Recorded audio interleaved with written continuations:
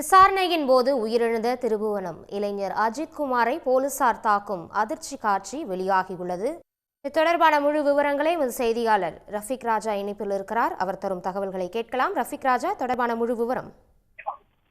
நிச்சயமாக சிவகங்கை மாவட்டம் மடப்புறம் காளியம்மன் கோயில் காவலர் அஜித் குமார் காவலர்களால் அடித்து கொலை செய்யப்பட்டதாக எழுந்த புகார் தற்போது கொலை வழக்காக மாற்றப்பட்டு சிபிசிஐடி விசாரணைக்கு தமிழக அரசு சிபிசிஐடி விசாரணை நடத்த உத்தரவிடப்பட்டுள்ளது. இந்நிலையில் தான் உயர்நீதிமன்ற மதுரை கிளையில் இந்த வழக்கை சிபிஐ விசாரணைக்கு மாற்ற வேண்டும். இந்த வழக்கு, அதாவது லாக்அப் டெத் மரணங்கள் குறித்து உயர்நீதிமன்ற ஓய்வு பெற்ற நீதிபதி தலைமையில் குழு அமைத்து விசாரணை செய்ய வேண்டும். பாதிக்கப்பட்ட அஜித் குமாரினுடைய குடும்பத்தினருக்கு ரூபாய் 50 லட்சம் இழப்பீடு வழங்க வேண்டும் உள்ளிட்ட பல்வேறு கோரிக்கைகளை வலியுறுத்தி வழக்கறிஞர் மாரிஸ் குமார் மற்றும் அருண் சுவாமிநாதன் உள்ளிட்ட பலர் உயர்நீதிமன்ற மதுரை கிளையில் மனு தாக்கல் செய்திருந்தனர். இந்த மனுதான் தொடர்ந்து தற்போது காலை 10:30 மணி முதல் தற்போது வரை தொடர்ந்து விசாரணை என்பது நடைபெற்று வருகிறது. குறிப்பாக இந்த வழக்கை தற்போது விசாரணை செய்து கொண்டிருக்கக்கூடிய நீதிபதிகள் SM சுப்பிரமணியன் மற்றும் நீதிபதி மரியா கிளாட் ஆகியோர் பல்வேறு கேள்விகளை தற்போது தமிழக காவல்துறைக்கு வைத்துள்ளனர்.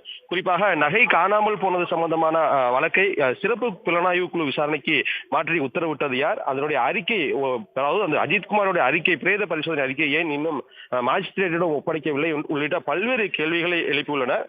இந்த விசாரணையின் போதுதான் தற்போது அந்த அதிர்ச்சியான ஒரு வீடியோவும் மனுதாரர்கள் தரப்பில் நீதிமன்றத்தில் சமர்ப்பிக்கப்பட்டுள்ளது.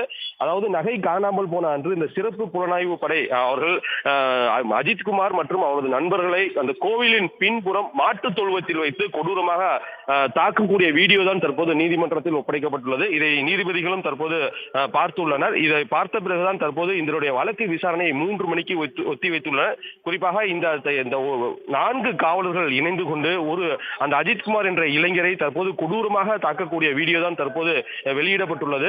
இதில் முக்கியமானது என்னவென்றால், இந்த வீடியோ எடுத்த நபர் அதே அந்த கோவிலில் பணியாற்றக்கூடிய சக்தீஷ்குமார் என்ற ஊழியர். தற்போது அவரையும் காவலர்கள் தொடர்ந்து மிரட்டுவதாக நீதிபதியிடம் தெரிவிக்கப்பட்டது. எனவே இந்த வழக்கு அடுத்த விசாரணை, அதாவது மதியம் 3 மணிக்கு விசாரணையின் போது இந்த வீடியோ எடுத்த அந்த நபர் சக்தீஸ்வரனும் நீதிமன்றத்தில் நேரில் ஆஜராக வேண்டும் என்று தற்போது நீதிபதிகளும் உத்தரவு பிறப்பித்துள்ளனர்.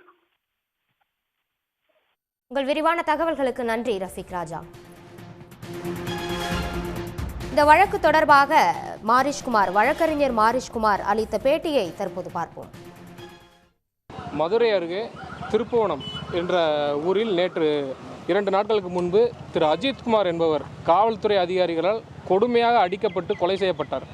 அதற்கு எதிராக நேற்று நாங்கள் மதுரை உயர்நீதிமன்ற முதல் அமர்வில் முறையிட்டு இருந்தோம். சோமுட்டை வழக்கு எடுக்கணும்னு அவங்க எங்களை பெட்டிஷனாக தாக்கல் பண்ண சொல்லியிருந்தாங்க.